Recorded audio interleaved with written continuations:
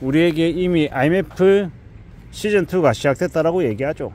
그 얘기를 너무 많이 하다 보니까 사람들이 그 얘기 들으면 또 그 얘기 하는 거야? 아이 귀찮아, 이렇게 되게 식상하게 여깁니다. 근데 요새 유튜브 틀면요, 뉴스 보면 IMF 시즌2, 제2의 IMF, 경제위기, 불황, 잃어버린 10년, 쇼크, 경제위기가 왔다, 뭐 이런 얘기들을 되게 많이 합니다. 저도 가끔 하고요.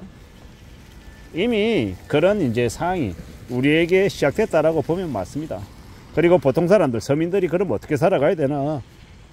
최대한 저는 계속 말씀드리지만 실리 위주로 살아가야 된다. 겉멋, 이렇게 허세, 뭐 이런 것들을 다 걷어내야죠. 예를 들어 이렇습니다. 스타벅스에 가서 저도 커피를 안 마시는 건 아닌데 이제 최소화해야 되는 거죠. 스타벅스에서 커피 마시면 예를 들어 6,000원. 근데 이제 동서 스틱 커피 하나 마시면, 하나를 이제 스틱을 뜯어서 마시면 뭐 예를 들어 200원 이러면 어떻습니까? 30배 차이가 납니다. 단순하게 얘기해서 스벅에서 커피 한 잔 마실 돈으로 동서 스틱 커피 마시면 어떻게 된다? 30일치를 먹는다.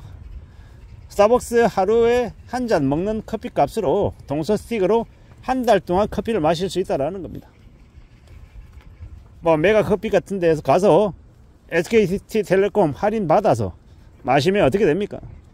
스타벅스 커피 한 잔 마실 돈으로 메가 커피 가서 한 4잔 마시는 거죠. 4잔. 그런 겁니다. 동서 스틱 커피로는 30잔, 메가 커피로는 4잔, 스타벅스 커피로는 1잔. 이런 이제 차이가 있는 거죠. 저는 이제 차를 잘 모르니까 뭐 포르쉐가 됐건 레인지로버가 됐건, 아니 되게 비싼 차들 있잖아요.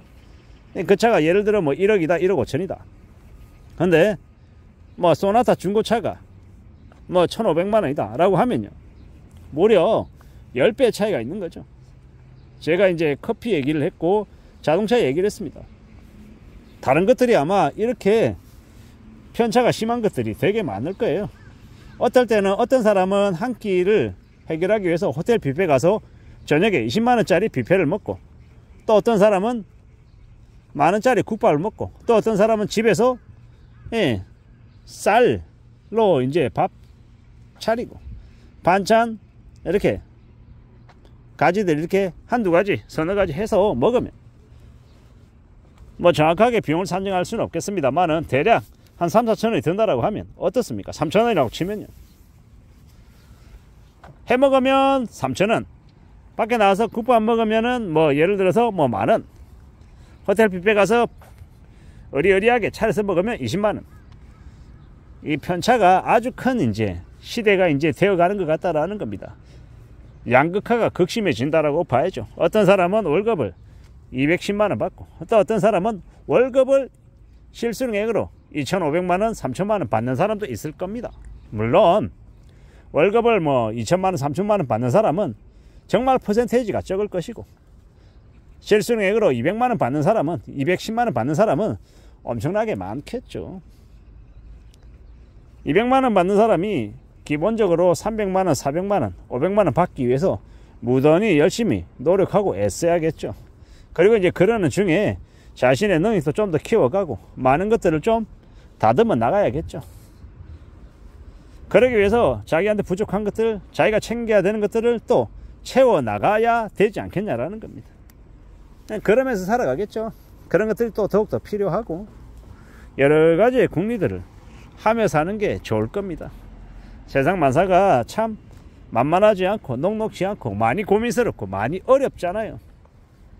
특히나 이제 제-IMF가 왔다, 경제위기라는 거죠. 쇼크라는 거예요. 그러면 씀씀이 최소화해야 되고, 어쩌면 활발하게 이제 일을 해야 되는 평일 말고 주말에는 어쩌면 밥 먹는 것도 조금 끼니 술을 꼭 3끼 먹을 필요 있겠냐라는 겁니다. 아침 겸 점심 먹고 저녁 먹고 2끼 먹어도 되지 않을까라는 생각도 해봅니다. 여러 가지의 생각 속에 우리가 살아가는데, 삶이라는 게 어떻게 딱딱딱 이렇게 우리의 생각대로 흘러갈지 아니면 비틀어질지 모르기 때문에 최대한 현금을 확보해야 된다라고 생각합니다. 현금 손에 쥐고 있어야 급박한 일이 생겼을 때 그 현금을 쓰면서 대응하고 대처할 수 있더라는 겁니다. 되게 당연하게 생각하는 것들이 당연하지 않는 일들이 너무 많이 벌어질 거라고 봐야죠. 위기라는데 경제 위기라는데 그냥 기존에 진행되던 것처럼 착착착 흘러갈 수 있겠냐라는 겁니다. 빌려줘서도 못 받고, 예를 들어서 은행에 돈을 넣어놨는데 그 은행이 제1금융권이 아니고 예를 들어 뭐 제2금융권이에요. 갑자기 은행이 문제가 생겨가지고 현금이 처리 안 되는 상황이 생긴다. 절대 그럴 리 없다라고 누가 장담하냐라는 겁니다. 내가 다니는 회사가 망하지 않는다. 어떻게 장담하냐라는 겁니다. 나하고 거래하는 거래처에서 대금 결제를 매달 10일에 해줘야 되는데 그 업체가 부도가 나서 돈을 못 주게 되면 어떤 일이 벌어지겠습니까? 그러한 이제 우려스러운, 염려스러운 일들이 여기저기에서 벌어질 수 있다라는 겁니다. 그러한 것들을 우리는 잘 생각하며 살아가야 될 것 같습니다. 세상 살아가는 게 만만하지 않죠. 되게 우려스럽고 염려스러운 일들이 많이 발생할 수 있습니다. 그런 참 무서운, 되게 힘든 상황들이 많이 벌어질 수 있기 때문에 잘 생각하며 지내야 되겠죠. 예사롭지 않을 겁니다. 많이 힘겹고 많이 어려울 수도 있다라고 봐야 되는 거죠. 두려운 일도 많이 생길 것 같고요. 그래서 잘 생각해 봐야 되는 것 같습니다. 잘 따져 봐야 되는 것 같습니다. 그냥 되는 거 없고 어떻게든 대비해야 된다, 대응해야 된다라는 말씀을 자꾸 드립니다. 내 호주머니에 10만원 들어있거나 내 호주머니에 20만원 30만원 있으면 든든합니다. 어떤 일이 생겨도 그걸 이제 대처할 수 있는 그런 이제 든든한 이제 버팀목이 되는 거죠. 통장 잔고에 500만원 있고 1000만원 있으면요, 그래도 2달이든 3달이든 버틸 수 있는 이제 생활비가 있다라고 하면 그게 되게 우리가 살아가는 데 있어서 나름의 큰 위안이 됩니다. 냉정하게 생각하고 어떻게든 통장 잔고에 돈이 쌓여지기를 바라야 된다고 보는 겁니다. 그래야, 그렇게 살아가야, 그렇게 지내야 길이 열리지 않겠나라고 보는 거죠. 세상 살아가는 게 더 이제 힘들 거다, 더 어려운 일들이 닥칠 거다라는 이야기들을 주변에서 많이 합니다. 그만큼 많이 할 정도로 진짜 상황이 안 좋다라는 거죠. 그래서 좀 더 두려워하고 좀 더 염려하고 좀 더 심사숙고할 필요가 있겠습니다.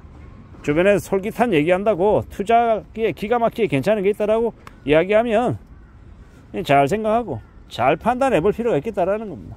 누군가 그런 얘기를 하면 받아들이고 내가 할지 말지는 누가 결정합니까? 내가 결정하는 겁니다. 그리고 손해나도 내가 손해를 감당하는 거고, 이득이 나도 내가 얻는 거다. 손해와 이득이 나에게로부터 시작되고 끝나는 거라고 생각해야 되겠습니다. 너무 욕심부리지 않고 최대한 안전하게 자산을 갖고 가는 게 필요하지 않을까라는 생각을 해봤습니다. 그렇게 살아가자라고 말씀을 드립니다. 이상입니다.